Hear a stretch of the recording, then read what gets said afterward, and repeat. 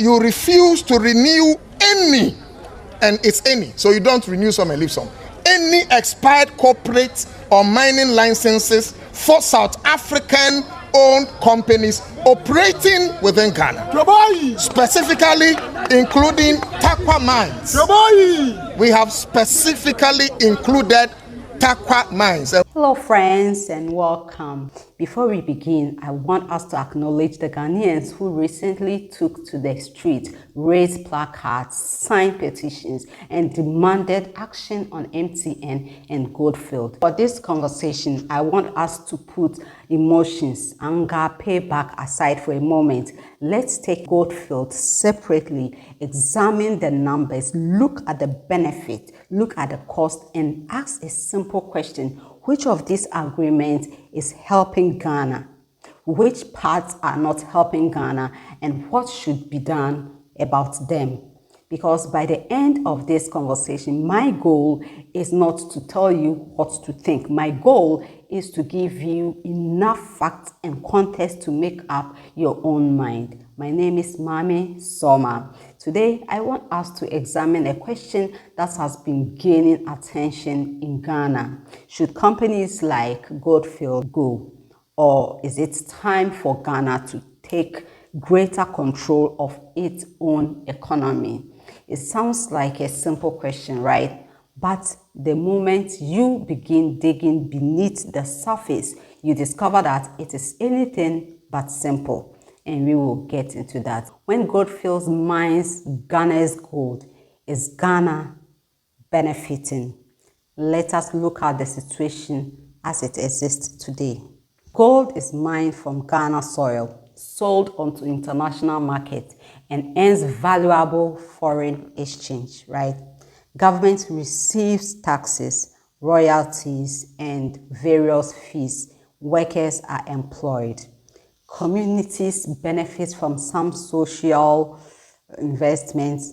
So on the surface, it appears to be a good arrangement. And to be fair, Ghana does receive some benefits from these operations. But that is only part of the story. The bigger question is what happens after the gold leaves the ground? Because the gold may come from Ghana, but a significant share of the long-term value does not remain in Ghana. Profits are distributed to shareholders. Specialized services are sourced from abroad. Equipment is imported. Much of the refining and higher value processing happens outside the country.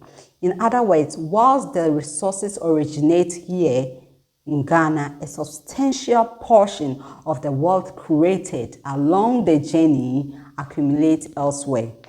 Now imagine a different scenario. Imagine Ghana has spent years deliberately building the necessary capacity. We have trained enough engineers, geologists, metallurgists, and mine managers. We have developed refining facilities. We have built strong institutions and professional management systems capable of running large-scale mining operations effectively and competitively. In that scenario, the conversation changes completely. The gold still comes from the same ground. The difference is that a much larger share of the value remains in Ghana. More profits stay here, more dividends stay here. More of the foreign exchange stays within the economy for longer. Local suppliers, companies grow stronger. Technical expertise deepens. New industries emerge around refining, processing, engineering services, and manufacturing. So instead of exporting a resource and importing finished value, Ghana begins creating more of that value at home. That is where the real transformation lies. Not simply in owning the mine, but in owning more of the value chain that surrounds the mining. However, we must also be honest enough to acknowledge that these outcomes cannot be achieved through slogans, emotions, or social media excitement. If Ghana were to take over major mining assets without the necessary expertise, technology, management system, and financial capacity, the result could be disastrous. Production could fall, government revenue could decline, foreign exchange earning could shrink, and the very people we are trying to help could end up worse off. And this brings us to what I believe is the most practical question. So what next? What if Ghana is not fully ready today? Does that mean we simply renew every contract and continue exactly as before? I do not think so. What if we do not yet possess all the technology, expertise, capital, and management system required to operate this asset at the highest level? Then perhaps the smartest move is neither surrender nor take over. Perhaps the smartest move is negotiation.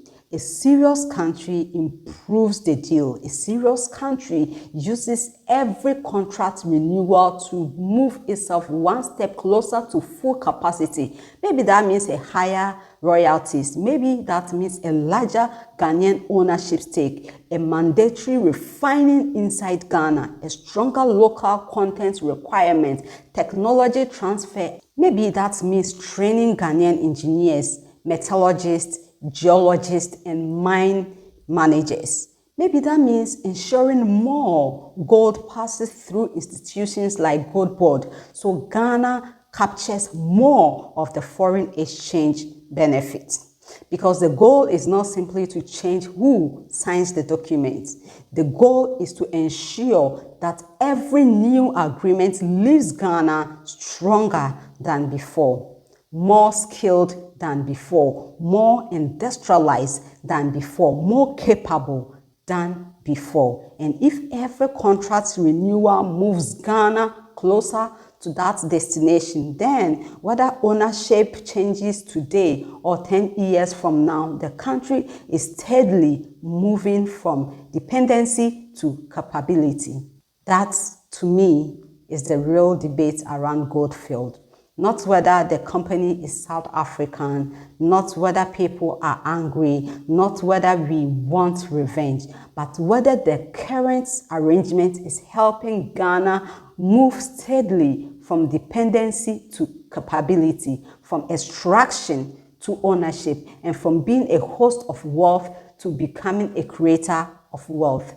So friends, we will pause here for today, but a bigger conversation continues. I'd love to hear your thoughts in the comment.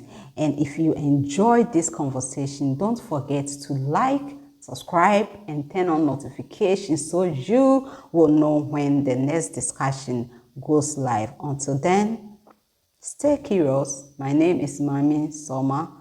Thank you for watching.